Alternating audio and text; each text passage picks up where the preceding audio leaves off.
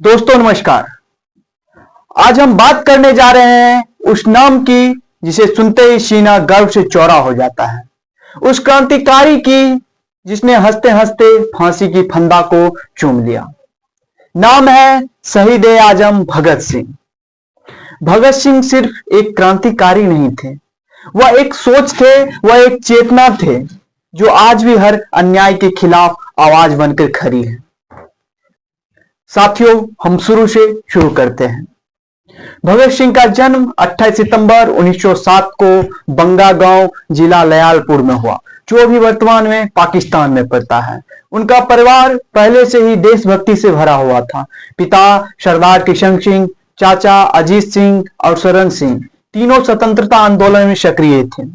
जब भगत सिंह बहुत छोटे थे तभी उन्होंने अपने घर में अंग्रेजों के खिलाफ बातें सुनी। यही बातें उनके मन में आजादी की आग बनाकर जलने लगी। साथियों, बात है साल 1919 की, जब जलियांवाला बाग में अंग्रेज ने निर्दोष भारतीयों पे गोली चलाई थी। तब भगत सिंह सिर्फ 12 साल के थे। वो उस मैदान में पहुंचे जहां मिट्टी शहीदों के खून से लाल थी। उन्होंने उस मिट्टी को अपने हाथ में लिया और कसम खाई कि मैं इस देश को आजाद कराकर ही रहूंगा। यही वो पल था जो एक नन्हा सा बच्चा एक क्रांतिकारी बन गया। साथियों, भगत सिंह सिर्फ पढ़ाई में ही नहीं तेज थे, बल्कि वो सिर्फ हथियार से ही नहीं बल्कि किताब से लड़ना भी जानते थे। उन्होंने लेनिन, मार्क्स, रूस की क्रांति और दुनिया के कई विचारकों को पढ़ा। भगत सिंह का मानना था असली आजादी सिर्फ अंग्रेजों को भगाना ही नहीं है, बल्कि समाज से गरीबी, अन्याय और शोषण को हटाना भी है, शोषण को खत्म करना भी है। साथियों, भगत सिंह का क्रांतिकारी जीवन तब स्टार्ट हुआ जब भगत सिंह ने हिंदुस्तान सोशलिस्ट रिपब्लिकेशन एसोसिएशन जैसे संगठन में ज्वाइन किए।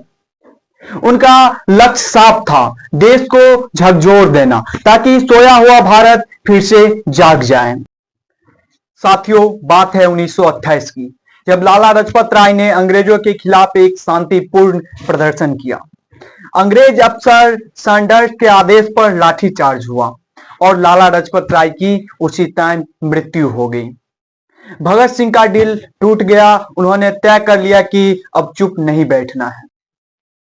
उसके बाद भगत सिंह और उनके साथी राजगुरु सुखदेव ने योजना बनाई और 17 दिसंबर 1928 को राजगुरु ने सैंडर्स को गोली मार दी और भगत सिंह ने बम फेंककर अपनी योजना पूरी की। यह बदला ही नहीं था, बल्कि यह एक संदेश था कि अन्याय के साथ अन्याय का जवाब जरूर मिलेगा। साल 1929 को दिल्ली के सेंट्रल असेंबली में भगत सिंह और कुन्नेश्वर दत्त ने बम फेंका, लेकिन यह बम किसी को मारने के लिए नहीं फेंका गया था। उन्होंने पर्चे फेंके और नारा लगाया, इंकलाब जिंदाबाद। वे भागे नहीं, बल्कि वो खुद गिरफ्तारी दे दिए थे। जेल में रहते हुए भगत सिंह ने भूख हड़ताल कैदियों के अधिकार के लिए उन्होंने लेख लिखे, जैसे मैं नास्तिक क्यों हूं।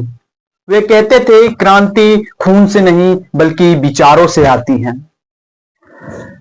23 मार्च 1931 को भगत सिंह, राजगुरु और सुखदेव को फांसी दे दिया जाता है। कहा जाता है कि फांसी से पहले भगत सिंह किताब पढ़ रहे थे। मुस्कुराते हुए बोले, एक क्रांतिकारी दूसरे से मिलने जा रहा है। दोस्तों, भगत सिंह मरे नहीं, वे हर इंसान में जिंदा है जो अन्याय के खिलाफ खड़ा होता है। इंकलाब जिंदाबाद सिर्फ नारा नहीं, यह जिम्मेदारी है। अगर आपको ये वीडियो पसंद आया हो तो लाइक, सब्सक्राइब, एक अच्छा सा सुझाव दे सकते हैं आप। धन्यवाद बहुत बहुत।